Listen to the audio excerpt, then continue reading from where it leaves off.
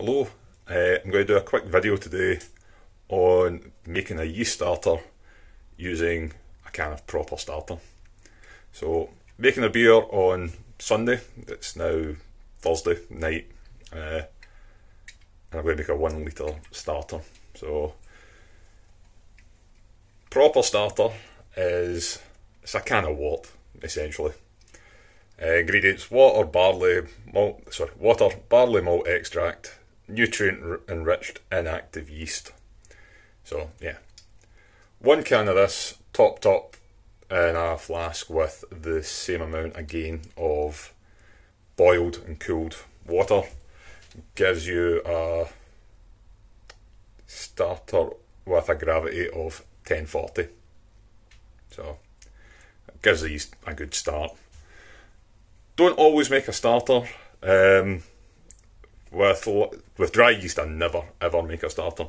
Liquid yeast, I'll make a starter if it's going into something with higher gravity, so something above 1060. I think it's a good, yeah.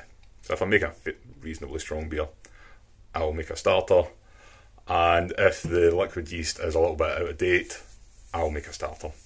So the yeast I'm using today is a White Labs Edinburgh Ale yeast.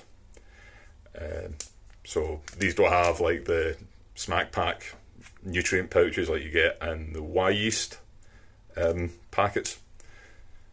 But so I think that it's ideal to use a starter, and it's a few days out of date. Had it for a little while, been stored in the fridge the entire time, but it's a little bit out of date. So took this out of the fridge today around 10 AM. It's now around 6 PM. Feels a little bit cooler than body temperature anyway. So in a bucket I have my flask sanitising in Sarsan. If you were going to make a starter using dry malt extract in a flask on the stove, then you don't need to bother putting it in Starsan because it will be on heat and that will sterilise it. If I was making a bigger starter, I wouldn't use one of these. I would use, mainly because I would need to use 2 of these to make a 2 litre starter. I'm just making a 1 litre starter. That's what 1 can will do. They're fairly expensive. I think they've worked out around £2 a can, if I'm right. Yeah, I'll put the price in underneath in a link to where I got mine. I got them from the malt miller. So yeah, flask is sanitising, as is the stir bar, which I will inevitably pour into the fermenter on Sunday with the rest of the yeast. Yeah, I've boiled some water in the kettle. That's just cooling down at the moment. And I'll switch over to the other camera and I'll try and film as much of this as I can.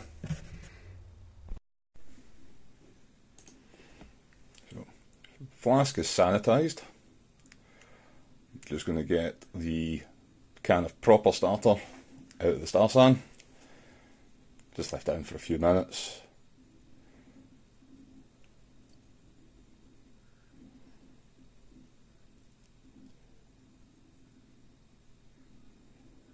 Probably should have used a funnel, as I got a little bit down the side of the flask, but not a lot. So just pour most of it in, give it a shake, get any sort of sediment, anything like that, into the flask. Kettle of water that I've left for probably just over 10 minutes. I'm going to pour some into the can to try and rinse the last of any sugars out.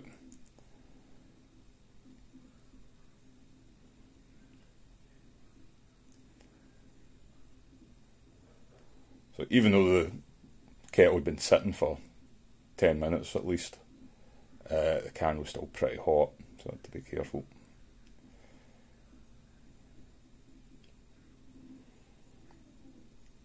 and then top up to the 1 litre mark. Never actually checked how accurate those markings are on the flask, but they'll be accurate enough.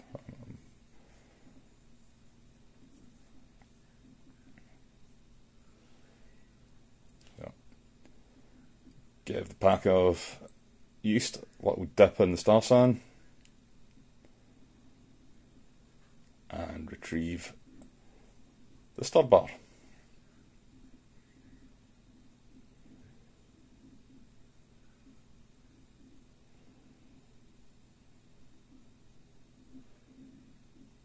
So it does feel a little warm to the touch.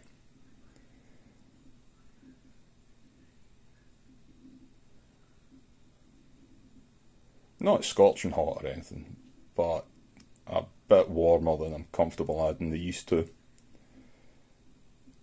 So I just sanitise a little bit of cheap foil, cover the flask for now, and I'll give it a quick chill.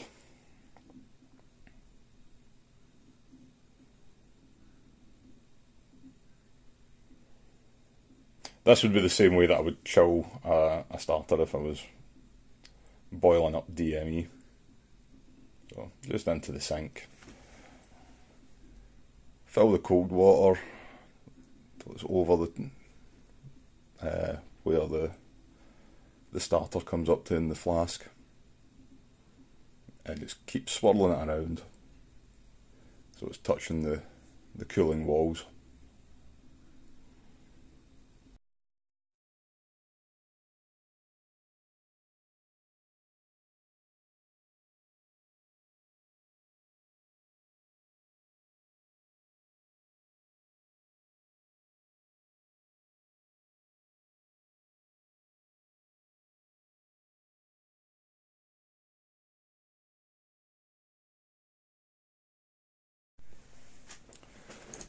So, quite happy now that the starter will be cool enough that it won't damage the yeast when I add it.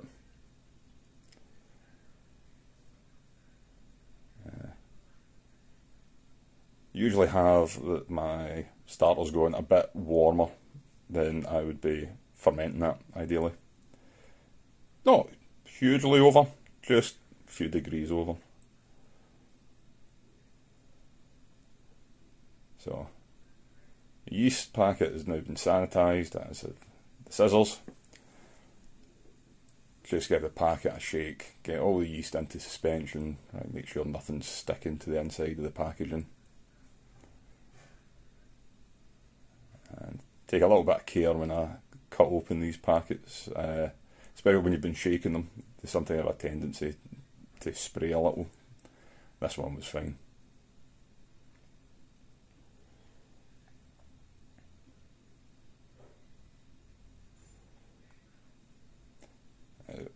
Ideally, when you add the yeast, you're wanting to get it straight into the starter.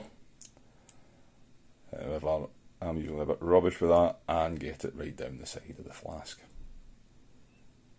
Not too annoying, just need to make sure that when you swirl it all together at the end, that you try and get that off the sides of the glass, as there'll be viable yeast there. Just squeezing every last drop I can get out of the packet.